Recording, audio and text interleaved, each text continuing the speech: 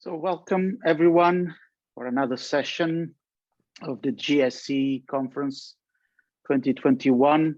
This is session 5AD about ZOS Parallel Sysplex update that will be presented by Steve Warren from IBM. So Steve, welcome. Thank you very much for accepting the invitation to present. The floor is yours. Okay, welcome everyone. I hope you enjoy this session. I am presenting a number of sessions at this conference, and so I chose to record a few of them. And so this is a recording, and I'm going to be playing that. And because of that, I will be able to answer questions in the chat box as the session is being played. So feel free to ask questions during that, and this session does run a full hour, so hopefully you can ask your questions as they come up during the presentation. So I'm going to go ahead and play this, and I do not take drugs. This picture is not the most flattering at the very beginning, but I hope you enjoyed the session. Okay, so with that, I will play.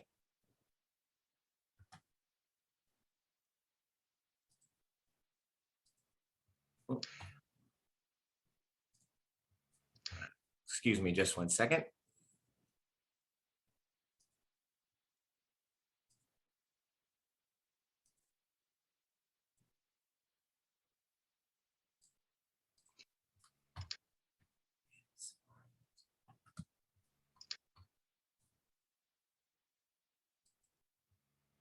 We have a lot to cover in the next hour, so let's take a quick look at the agenda. We're first going to be focusing on the Sysplex and the IBM Z15. What do I need in order for my LPAR running on an IBM Z15 to participate in a Sysplex? We'll next focus in on the flagship hardware feature of the IBM Z15, which is System Recovery Boost, and how Parallel Sysplex can take advantage of this exciting technology. Next, we'll focus in on CF Level 24 and some of the enhancements that it brings to the table and to Parallel Sysplex.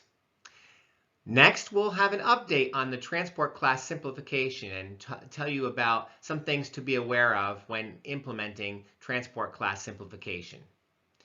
There have been a lot of enhancements in ZOSMF Sysplex management, and we'll briefly touch on some of those. And last but not least, we'll focus on Automatic Restart Manager new support starting in ZOS 2.3 and higher. If we have time, we'll then take some questions at the end. And again, I look forward to sharing with you some of this exciting information.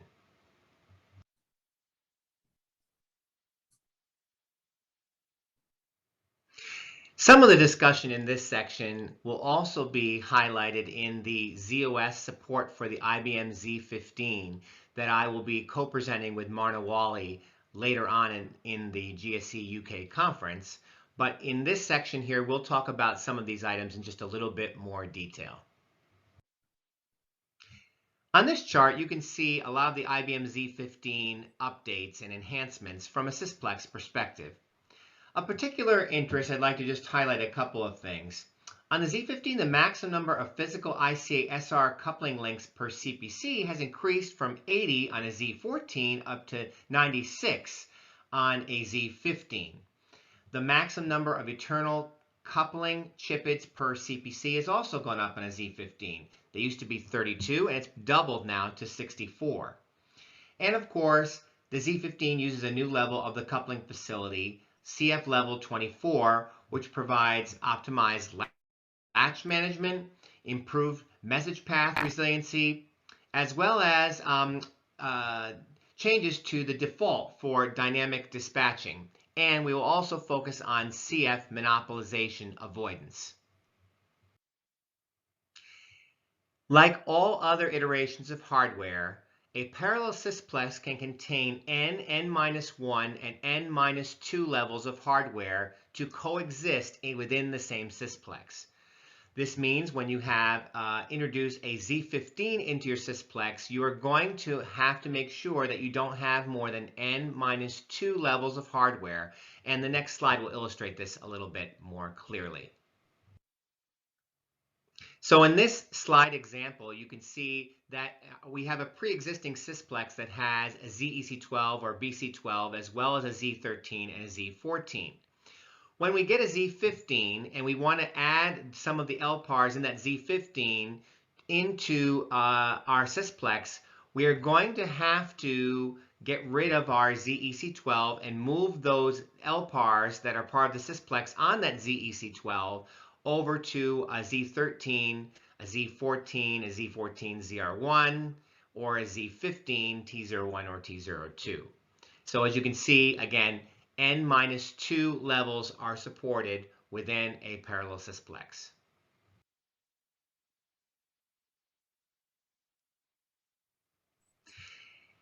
The two major cards that we're going to be using for our coupling links in the parallel Sysplex are going to be the ICA integrated coupling adapter SR1.1, which is our short distance coupling connectivity solution, and the Coupling Express Long Reach, or CELR, which is our long range coupling link solution. These are the only two coupling link solutions that are available, similar to what was found on the IBM Z14 ZR1. I like this chart because it illustrates very clearly how I can bring a Z15 into my existing Sysplex and how I can link all of these boxes together. So as we said before, the Z15 supports the ICA short range and Coupling Express long range adapters. So for my coupling links between my Z15 and my Z13 or Z14 or Z14 ZR1, I'm going to need to use one of those two adapters. However, on my older hardware, for the coupling links between those older hardware, for example, the Z13, the Z13S, or the Z14, I can use the older InfiniBand technology, both the short range and the long range solution. Note that if I want to communicate with the Z14 ZR1, I also need to use the ICA short range and Coupling Express long range. The point of this chart is simply to illustrate that you really need to update your firmware levels on older levels of hardware when you're bringing a Z15 into the mix in your parallel Sysplex. And so these are the absolute minimum levels. I would assume that there are much higher levels than these. I would recommend you install the latest service on your down-level hardware machines to make sure you have interoperability and coexistence support and for the Z15 on those older levels of hardware. Let's take a moment now to see how parallel Sysplex and parallel Sysplex processes can take advantage of the new Z15 feature called System Recovery Boost. Of all the hardware features found on the new IBM Z15, probably the feature that I think of as the flagship feature for that hardware level has got to be System Recovery Boost.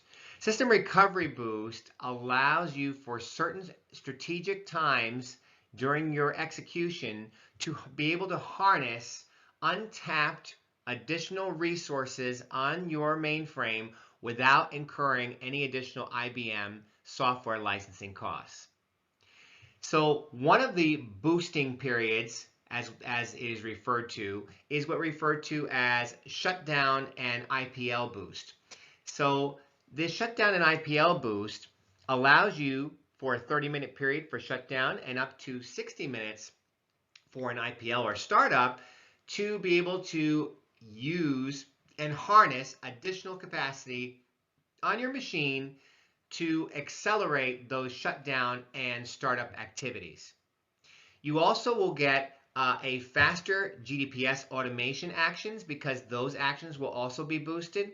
And last but not least, for the shutdown and startup, you have faster elimination of backlog.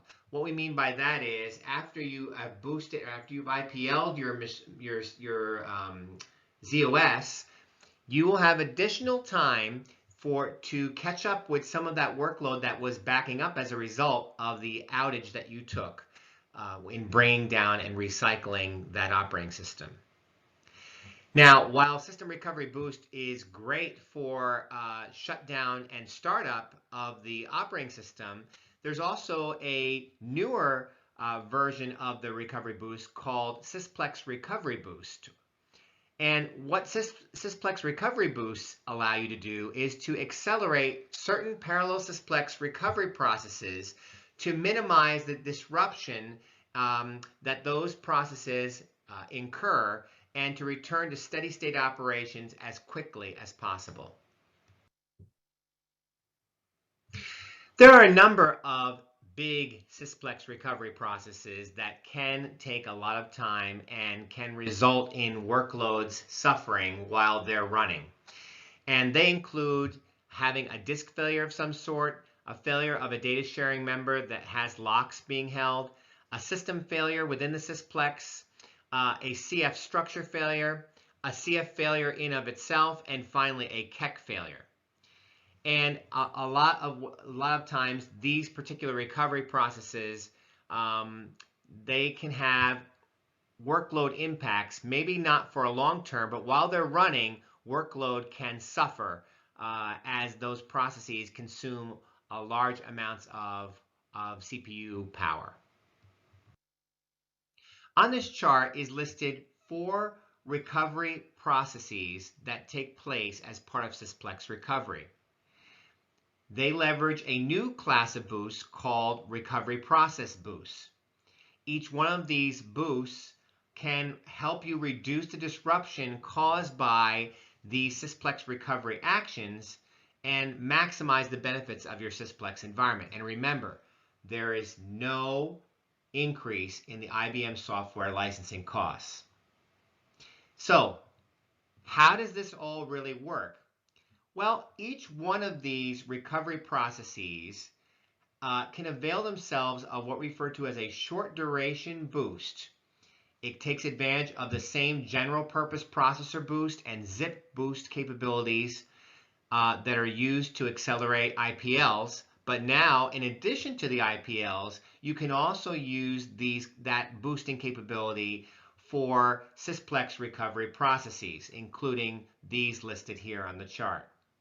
Each individual recovery boost, as it says here on the chart, can be up to 5 minutes, and for a given LPAR, I can use up to 30 minutes per day within a 24-hour consecutive period. Here is a visual representation of what we're talking about with System Recovery Boost. On the left-hand side, we have an unboosted image. We have a bunch of general processors that are running at subcapacity levels, and we have some zip engines. A System Recovery Boost has 2 flavors of its boost. One is a speed boost. The speed boost will allow those general processors to go from subcapacity to full capacity speed, giving you more capacity in each one of those general purpose processors. In addition, as part of a zip boost, additional zip engines can be brought online to run general purpose work, to blur the distinction of general purpose processors and zip engines during that period. Let's talk about zip boosts as they relate to recovery processes in a little more detail. As we said before, each LPAR is allowed to have up to 30 minutes for recovery process boosts per day. And so if you're doing a Sysplex recovery activity, let's say Hyperswap, for example, and it requests a recovery process boost, and you have not used all 30 minutes for that given LPAR, then each ZOS image is going to blur the dispatching of general purpose work onto either general purpose or zip engines. So what that means is that I can use both of those as a larger pool in order to run my general processor work in. In addition, if I have reserved logical zips defined for this particular LPAR, those additional zips can automatically be brought online to actually give you additional capacity during that boosting period. And of course, when the boosting period is over, those zips will be brought offline. So This is really a cool additional capability. Not only are you having a blurring of GP and zip capacity, in other words, my GP work can run on either a zip or a GP, but I also can bring in additional zips that are reserved logical zips, up to 2, to add additional capacity. Okay, we're going to go through the 4 recovery processes that leverage recovery process boost rather quickly. Of course, if you're in a hyperswap condition where you need to restore access to DASD devices following a failure of a storage controller, of course, we want that process to happen as fast as possible so that your workload execution can be restored as quickly as possible. Of course, lots of recovery work needs to go on when we have a failed connector with locks held. So again, we want to go through this recovery as soon as possible, and potentially a recovery boost on many systems wherever the surviving connections reside. So when is this failed with locks held condition in play? Well, if the connector disconnects, if the connector task or address space terminates, or if the connector system terminates, we actually will go through the process of requesting a recovery process boost. And who's actually requesting that? Any system with a surviving peer connector is going to request that. And again, there could be multiple surviving peers on a given system. One boost per failed connector covers all the survivors. We hope that most of you have implemented System Status Detect Partitioning Protocol, which is the function of parallel Sysplex that uses the BCPII component of the operating system to detect when a system is dead and needs to be partitioned out of the Sysplex. Once that detection, which usually occurs within about 6 to 8 seconds of that system going down, there's still a lot of work on the surviving systems that needs to take place in order to clean up. And so in this particular case, when the system fails in the Sysplex, we want to give a boost to those surviving systems to do their cleanup as quickly as possible. As we mentioned before, when one system goes down in the Sysplex, all the surviving systems are going to get a recovery process boost to do their cleanup to partition that guy out of the Sysplex, right? However, as we talked about before, you only get a maximum of 5 minutes per recovery process boost, and at a maximum of 30 minutes per day. So that 5 minutes is not going to make up for the long-term capacity shortage you are now experiencing by now limping along with one less system within your Sysplex. Now, of course, you can re-IPL that system very rapidly, and that limping along would only be for a short period of time. But regardless, you're still going to need to make sure that you have your fallback plan in place in terms of, are we going to add on-off capacity on demand? Am I going to add CBU long-term capacity? Am I going to somehow manipulate the workload or other techniques to be able to handle the workload on one less system until that other system is brought back online? So while the boost will certainly help with the partitioning characteristics, it's not going to help with the actual long-term capacity of your Sysplex until you bring that other guy back online. The last class of Sysplex recovery actions that can avail itself of a recovery process boost has to do with CF structure failures or loss of connectivity to the coupling facility. In those cases, of course, we want to clean up as quickly as possible. And now please note that planned actions are not boosted. So you see all these set XCF commands. These set XCF commands will not be boosted. Rather, we're talking about triggered by a failure condition. Those would be eligible for recovery process boosts.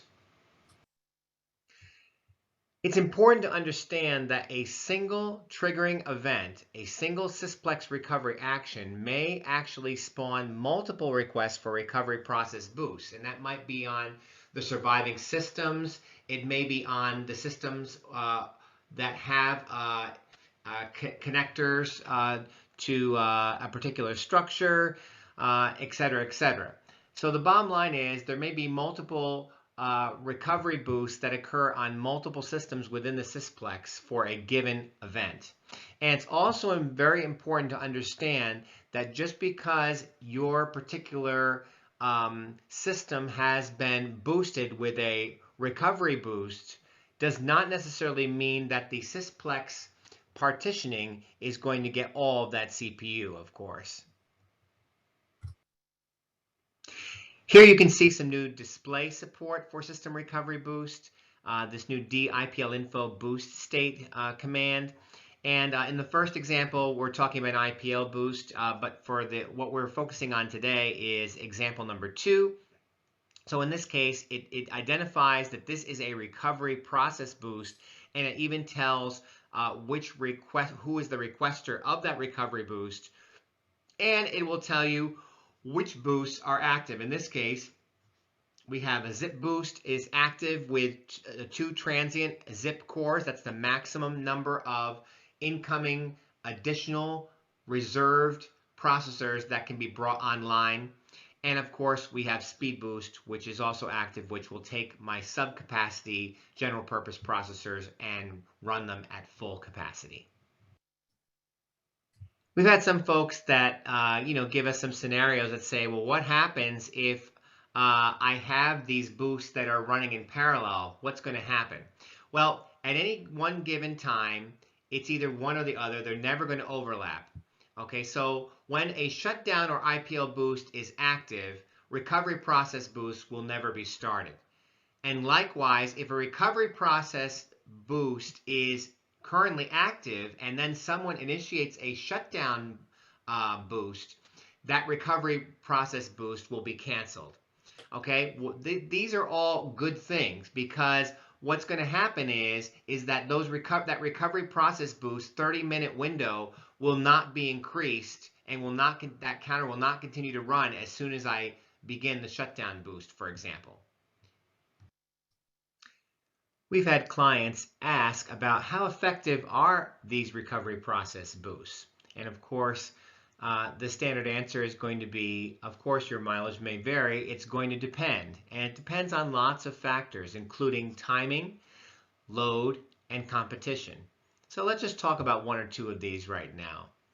When you're talking about competition, we have to understand that any LPAR that gets a recovery process boost and gets this additional capacity in their GPs, full capacity, as well as maybe a blurring of GPs and zip engines, and maybe a couple even transient zip engines being brought online. Just because you have all the additional resources doesn't mean that your recovery processes, your Sysplex recovery, is going to get all those cycles. Of course, those cycles are dependent on many other factors. What other work is currently running on the system? What's my workload manager service goals for all of these different work that's running on the system? So in essence, the boost of that LPAR is certainly not going to make the processing slower than it was before, and most likely it will have an impact in a positive way on those Sysplex recovery actions. But remember, it will also be boosting this other workload that you're running, and so it's a win-win situation. You're boosting that other work that's running on the system, plus likely get a boost from to the actual Sysplex recovery itself. Of course, load is a big factor determined on the effectiveness of recovery process boosts. How much recovery processing is there to do? If there's very little to do, then the recovery process boost is not going to have as much impact as if there was a significant number of things to do. Now I can actually leverage the extra capacity for a longer period of time. And again, of course, the quantity of the number of failed systems, structures, connectors, and many other variable factors are going to have an impact on how much the recovery process boost is going to be effective. So, what do I need in terms of requirements on the hardware, firmware, and software? So for hardware, you of course need to be running on Z15. For firmware, you can look at this particular driver or bundle level here. And for software, let's go to the next slide.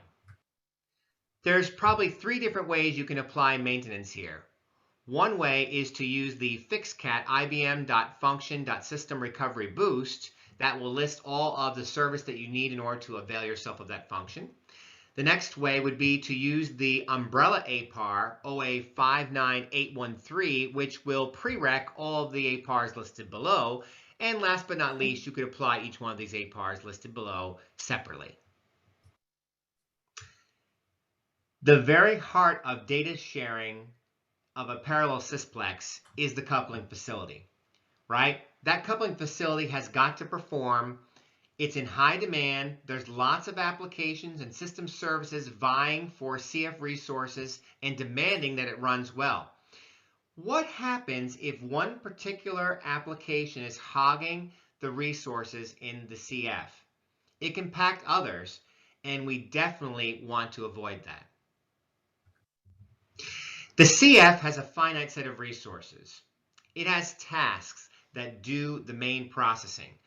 If one structure is sucking up all the tasks, then that CF may not have tasks available to other structures and requesters. And if it doesn't have those tasks available, what will that result in? Well, it's going to result in queuing or service times increasing. So in a nutshell, this one bad actor workload could be impacting all the other workloads accessing the CF. And while this doesn't happen very often, when it does, it hurts a lot. And so we're going to be talking about now, how can we have a way of controlling someone that's monopolizing all the CPU power of a given CF. So here's the solution. With the Z15 and the appropriate levels of ZOS, ZOS and the hardware can cooperate to avoid this monopolization. The CF's role in all of this is to identify the structure that seems to be monopolizing things. It's the ZOS's role to determine if this structure is truly a problem. Is this a transient condition, or is it a real trend and a problem that needs to be addressed? If it is, then ZOS should manage the work for that structure so that other work for other structures will be impacted less. It does this by throttling down the offending workloads for a given time period. The benefit is, with CF monopolization avoidance enabled, everyone should now work normally. Parallel Sysplex can't possibly know the workloads that you run on your systems, right? Therefore, when they designed this function, they wanted to make sure they didn't impede workloads that your company thinks are running perfectly normal and causing false positives to occur. They definitely don't want that to happen. And just in case Parallel Sysplex doesn't get it right for your shop, they do provide an XCF function chicken switch, so you can opt out if you don't want to avail yourself of this functionality. But in almost all cases, this switch will never need to be used because this function flat out works. And you'll see it works for all workloads, even monopolizing workloads, believe it or not. All right, let's get down to it now. Here I have a succinct one-pager here that provides a good visualization of what actually occurs during CF monopolization avoidance. So let's first start on the left here. You can see this box, and there are a number of connectors represented here. These connectors are from one or more ZOS systems in the Sysplex. In other words, this is replicated on every single ZOS on my system, but I'm only showing one ZOS in this particular example. On the right, we have a structure that's being hosted by a coupling facility. In the CF itself, we see a visualization of the tasks. And the idea with this color coding of the task is simply that, in particular, the yellow color coding, is that this particular structure which is represented by yellow, is monopolizing the total number of tasks available in the CF. So you can see there's a lot of tasks there, but almost all of those tasks are being utilized or monopolized by the set of connectors for a particular structure. Okay, so now when a coupling facility detects these type of monopolization situations, it's going to return on the response from the requester an indication that XES can inspect as part of doing normal processing. XES is going to get this notification from the CF that the structure seems to be a monopolizer. So imagine I'm making a request to the coupling facility. The coupling facility tells XES, you know what? This guy appears to be monopolizing. What's going to take place? Well, nothing. XES will take note of it. So now let's start at the top and look at the white arrow and work our way down with these arrows in the middle of the screen. These are representations of XES keeping state of the structure status as reported by the CF. On the top, we see this white bar, right? This white bar is telling us the CF is not reporting any monopolization. In other words, it's business as usual. And therefore, the structure is not monitored or managed. This is the way things happen almost all the time, right? In the case of the yellow arrow, we got our first indication that the structure is monopolizing CF tasks. XES took note of it, but XES is still allowing a quote-unquote infinite number of requests to flow through to that structure. So, of course, it's not infinite, but there's no throttling down of the requests that are coming in to XES. But XES has taken note of the fact that the CF has reported possible monopolization activity. If the CF keeps coming back with monopolizing for this same structure again and again, it's becoming a trend. XES will eventually put that structure into a managed state. And so that's represented by this light pink arrow in the middle. Okay. When you reach this first level of managed, XES will throttle the number of requests that can be issued simultaneously to that structure. It chooses some value of n, and what that means is as only n concurrent requests to that structure can take place. And now we're going to continue to monitor what the CF is saying. If the CF continually reports monopolization, even though we're managed to only n concurrent requests for that structure, it can reduce the number of concurrent requests to 2/3 of n, or even to 1/3 of n if monopolizing is still being reported. During all of this managed structure time, we see the IXL 064I message being issued, and when we transition to managed, initially we saw the IXL 062E message, and I'll show that in the next slide. Okay, so now let's notice these black arrows that are going up and down. The thickness of these arrows is trying to show how easy or hard it is to transition between the various states. So what this is implying, it's not hard at all to go into the monitored state from the white to the yellow. So the first time we receive, oh, by the way, XES, this CF structure appears to be monopolizing, it's going to be very easy for XES to go into that state. But it's a bit more difficult to go from monitored to managed, okay, as you can see by the thicker arrow. However, it's a little bit easier to go between the different levels of managed once we are managed. And when we go back, you can see that it's progressively more difficult to transition to a lower state. From managed 3 to managed 2 is fairly easy. Managed 2 to managed 1 is not difficult. But to go from managed 1 to not monitored, not managed at all, notice that in the case of reverting back to not monitored or not managed, we actually skipped the yellow one on the way back. That one is very difficult. So in order to go from managed to unmanaged is going to take a continual trend of not monopolizing the CF before we do that, okay? So just as an FYI here, even when we're managed, it's not like requesters are being totally cut off here. They can still, in many cases, issue thousands of requests per second. It's just going to be less than it was before.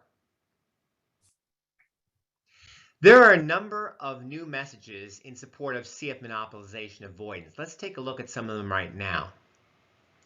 The first one is IXL 062E. This message basically is just indicating that we are now transitioning to a managed structure. So what this is saying is this structure has received a number of indications from the coupling facility that this CF is monopolizing the tasks. And so now we're managing it.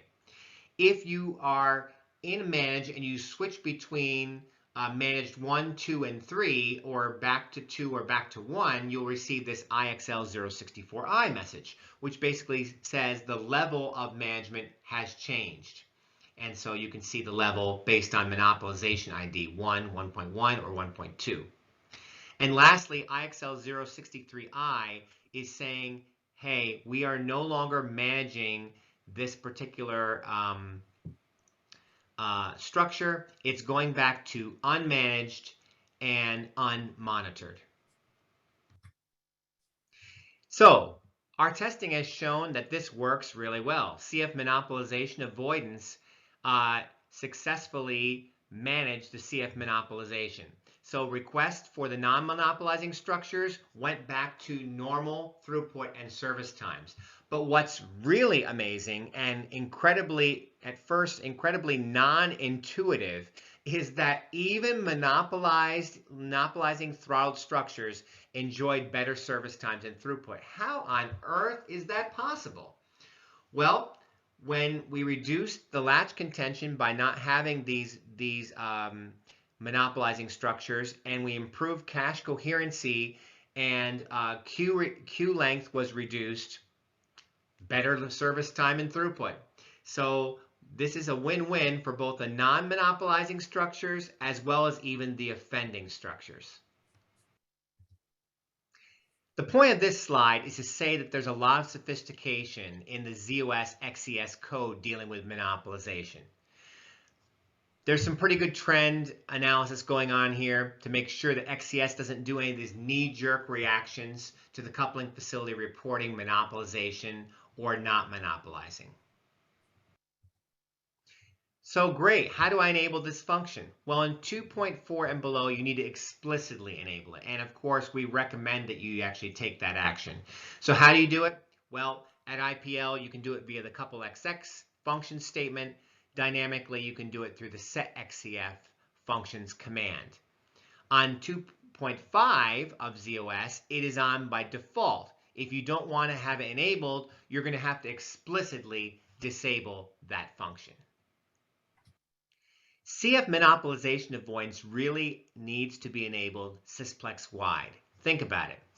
Each ZOS system in the Sysplex is monitoring, throttling, and managing the structures with this functionality. If you only turn it on for a single system, that system might not be the culprit of the flooding for the request for the particular structure. Instead, we need to enable this Sysplex wide. It is the totality of requests coming from all the systems that we want to control. So now if I have some monopolizing structure and XCS is managing the number of concurrent requests made to that structure from a particular ZOS system, and the number of incoming requests is greater than the number of requests being allowed by XCS, there's now a new reason why there could be queuing, in addition to the normal reasons for queuing.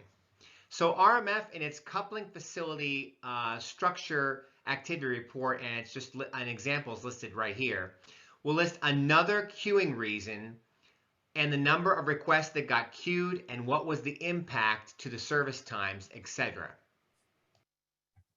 So what do I need to avail myself of CF monopolization avoidance? Well, I'm going to need a coupling facility that resides on the 15, I'm going to need a couple of APARs, and I'm going to need also APARs for RMF as well. There are some other CF level 24 enhancements that were made that z/OS takes advantage of, and we're just going to briefly talk about them here. Without going into a lot of details of how the coupling facility internal code actually works, there was a problem with latch fairness on prior levels of the coupling facility, where in theory, newer requests could come into the coupling facility and quote unquote cut in front of other requests that were waiting longer, something that's not desirable, a non-deterministic methodology of determining who gets the latch. You can read everything that's on this slide. The net of this slide is simply this. With CF level 24 and Fair Latch Manager CFCC code in place, the CF is more efficient at managing work and is more fair at giving out latches. A requester for a latch that comes in newer will not have a chance of getting that latch prior to someone that has already been waiting for it. So the next CF level enhancement was dealing with CFCC message path resiliency enhancement. And really what this is that when z/OS and the coupling facility are talking with one another, it's important for z/OS to know what CF image it's talking to, and it's important for the CF to understand what z/OS image it's talking to, on which paths, and that is for some of its flows, it needs to know those type of things. So when a z/OS system IPLs, normally the message paths are supposed to be deactivated with system reset.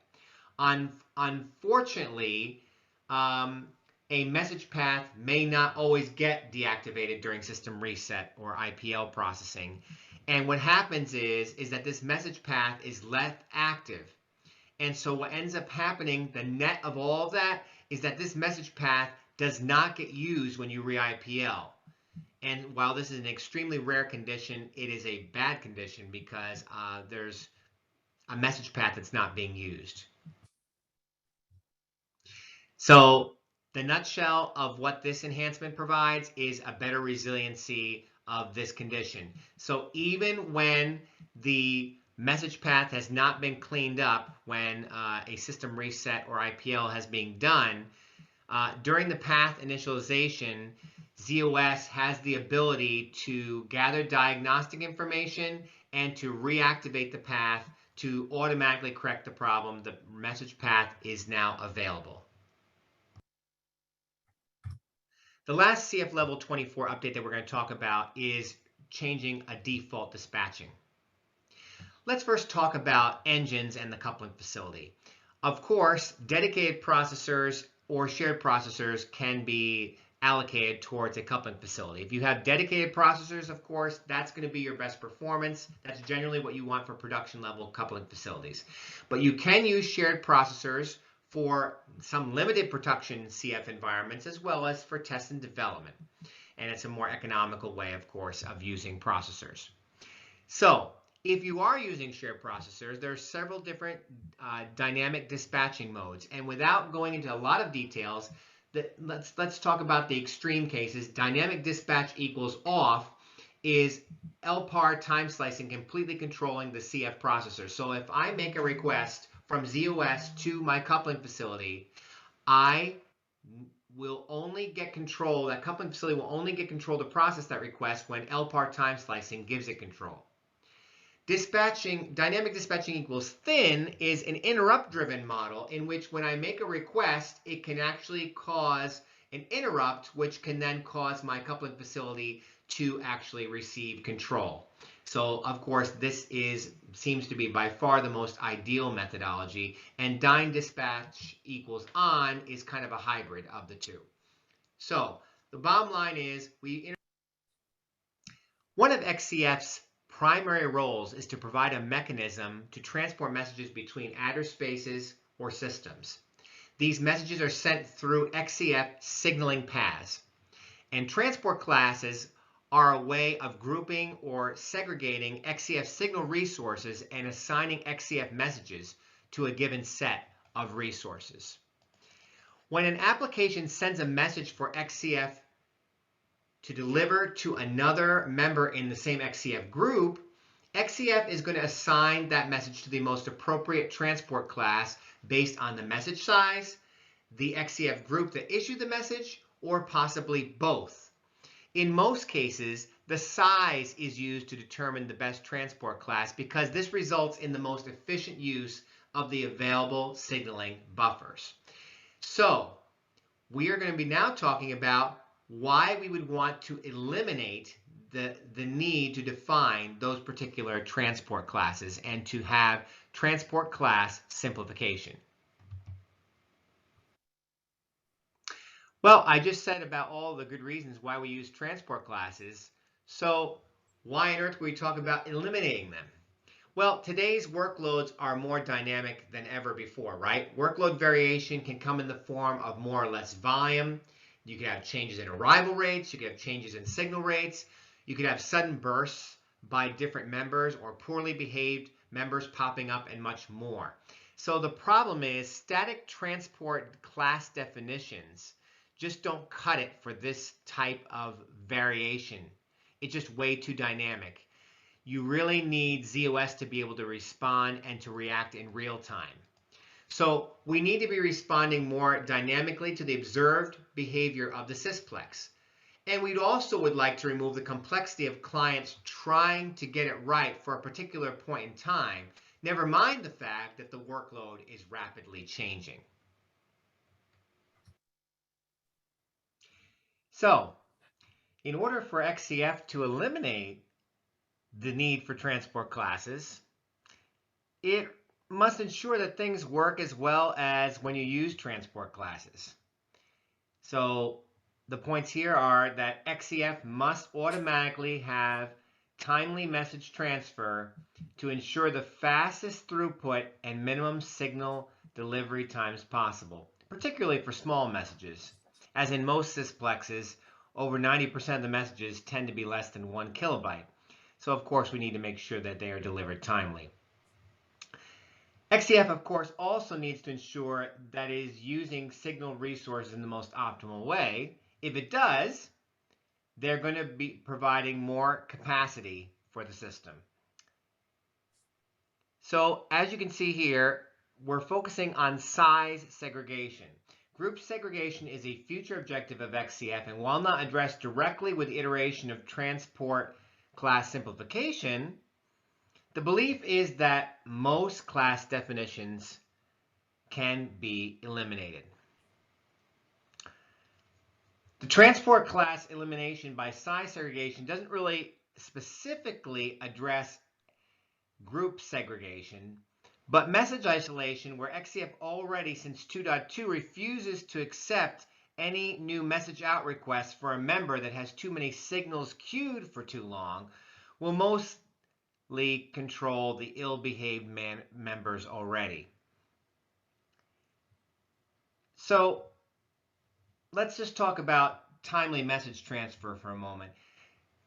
Timely message transfer with varied signal sizes is a challenging endeavor for XCF to do when you want to remove these transport classes. However, XCF can almost always be at least as good as what clients have today by a combination of having good buffer utilization and having the entire array of signaling paths available to it, as opposed to today, where a client may have all possible message sizes covered with a litany of transport classes, but then have the likelihood that all of the resultant signaling paths required for those classes are grossly underutilized. Of course, or the reverse, not many classes are defined, so not many signaling paths, but signals using buffers larger than the smallest one necessary to contain the signal, and hence they have bad buffer utilization. So we believe that XCF can do a better job, or at least as good a job as what any client has specified in transport classes. So transport class simplification seeks to have a happy balance of these two scenarios that I just mentioned, and all without you having to define anything.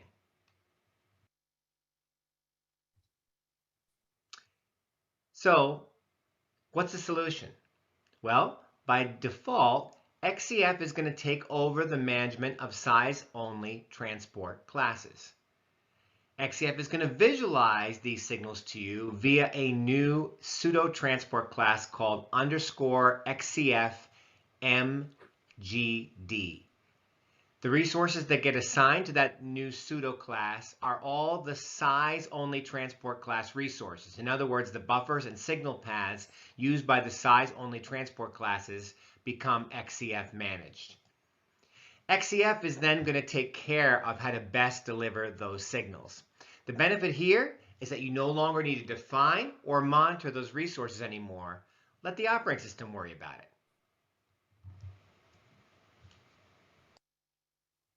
All right, so we have this XCF managed class that's there from 2.4 onwards.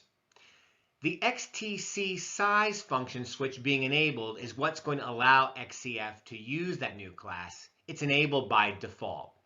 So what does that mean to you? Well, XCF is going to use best fit buffers on the send side. So what does that mean? It means the XCF will use the minimum amount of storage as it is able to on the send side for the XCF managed class. When you had transport classes segregated by size, you didn't have that level of buffer economy, but now you do. Notice that all the paths run at the maximum signal size. This means that XCF really doesn't need to have any tuning of the paths for signal size renegotiation or such. XCF can send any signal size down any XCF managed path because XCF knows that the inbound side is using the maximum buffer size. Does that make any sense? Hope it does. All right, well, this function has been out there for a couple of years now, since 2.4, and a lot of clients have used this with great success and have been able to eliminate some of their transport classes. However, there have been a few clients that have hit a couple bumps along the road, and so I'd like to share with you some of that observation that they've had.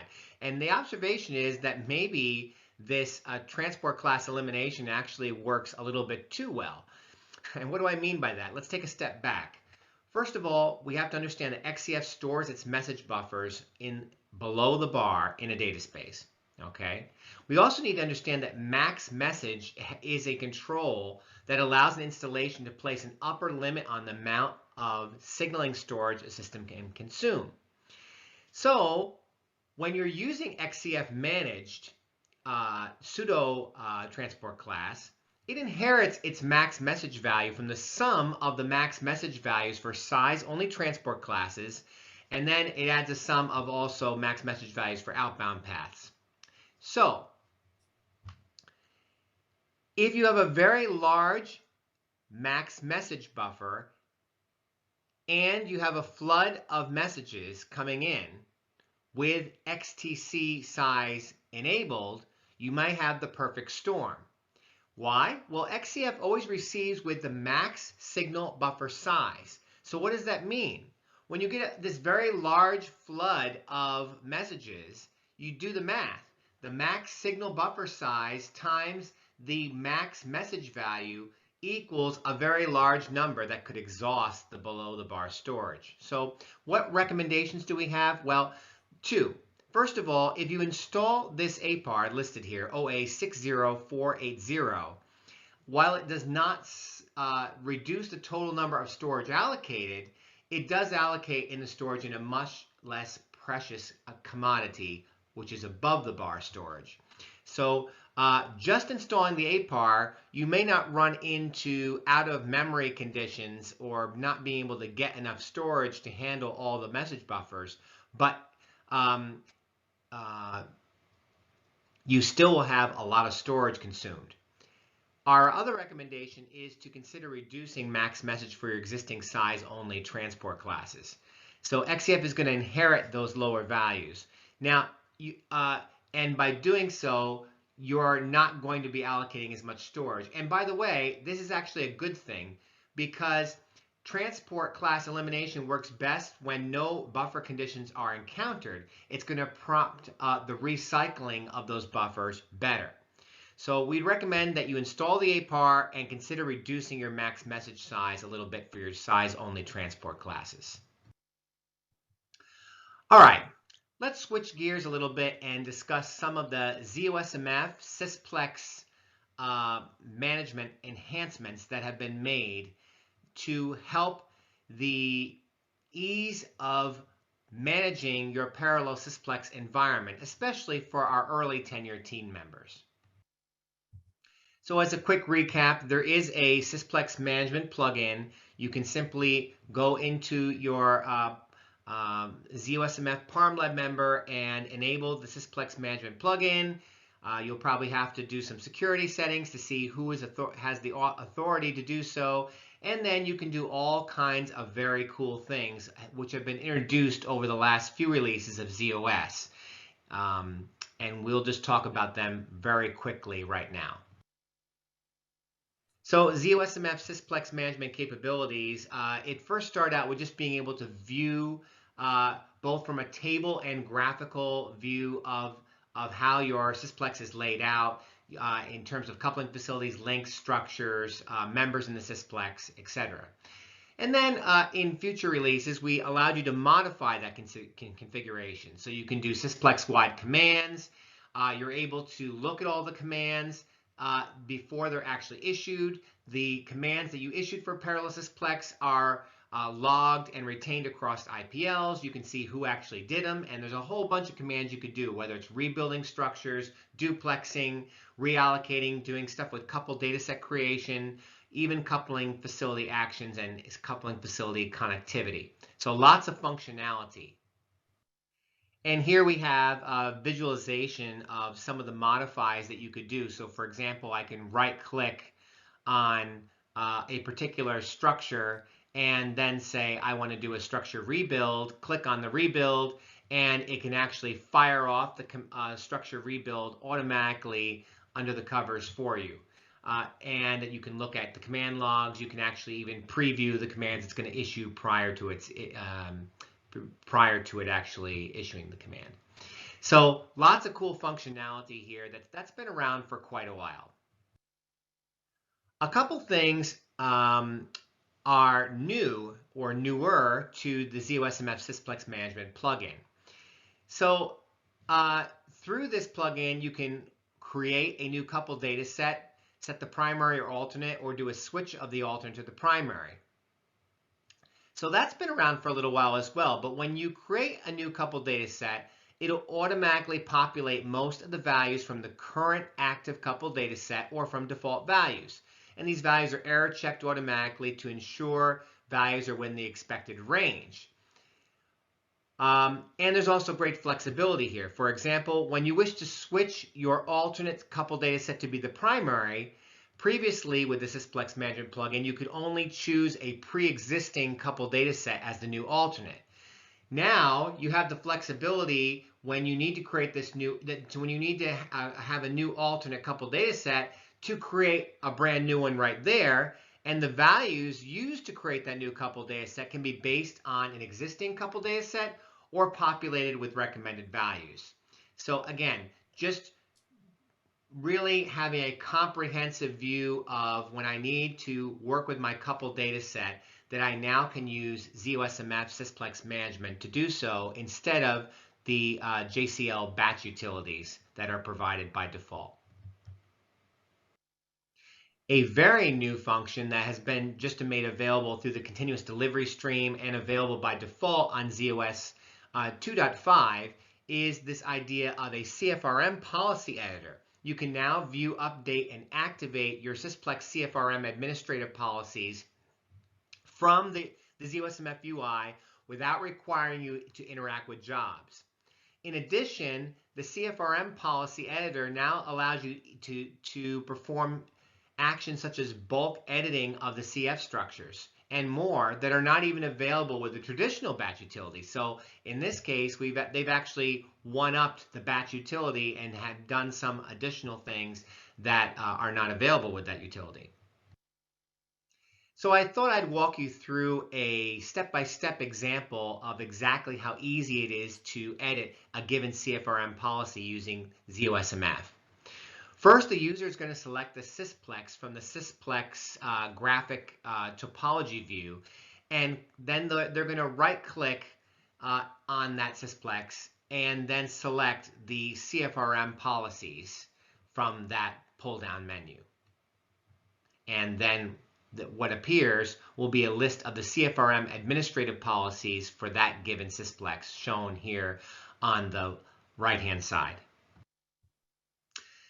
So then after choosing which administration policy to update, you're going to be presented with a table-based view which allows the client to easily review structures and CF definitions defined by the policy. You can easily do filtering and sorting just like any other standard web UI interface.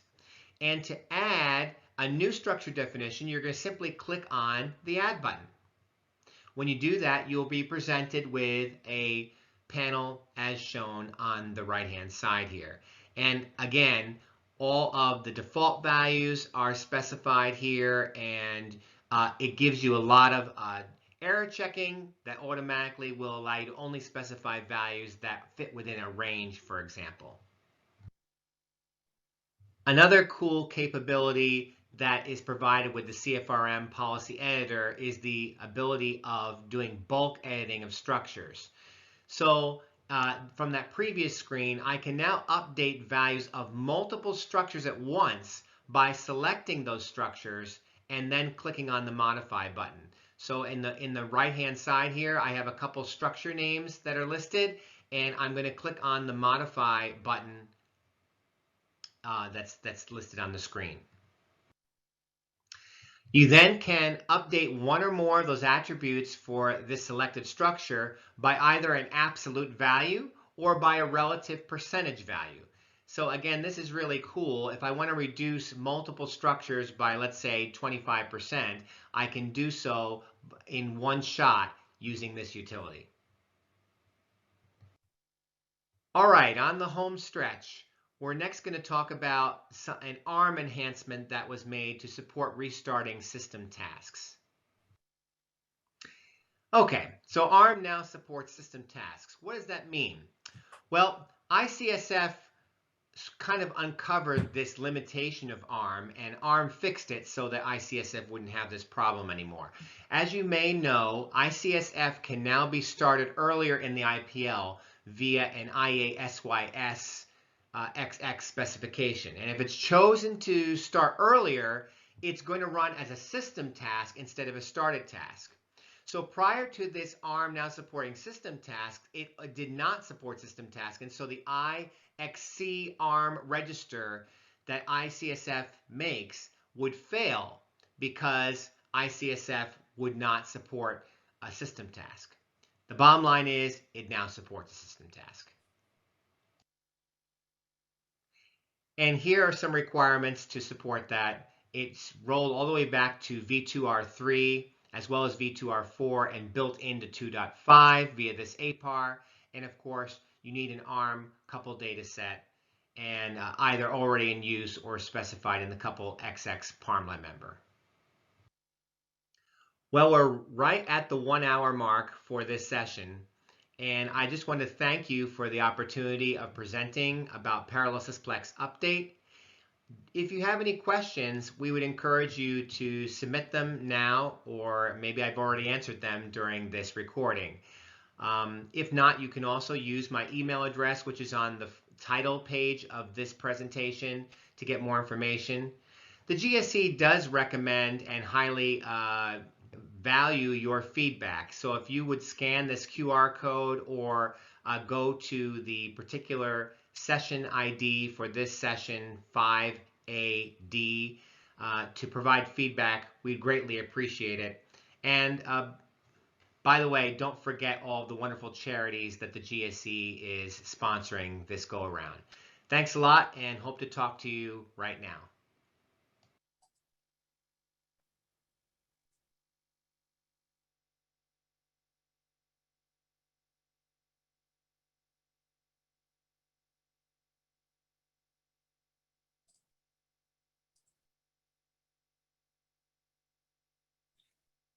Hey, everyone. Are there any additional questions? I know we're a few minutes over the time. I'd be happy to take any additional questions in the chat if you have it.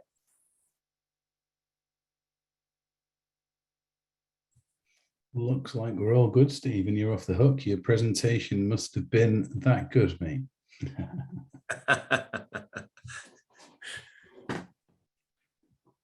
Thanks for having me. Yeah, no worries. Pleasure as always. Okay, sounds like you're going to get some questions once it's all digested, Steve. So with that, we will shut it down here, and I think see you. Is it tomorrow? Your next session? Soon, anyway. I have one in another track, Intro to ZOS, which is quite the opposite of this presentation. So. Yeah.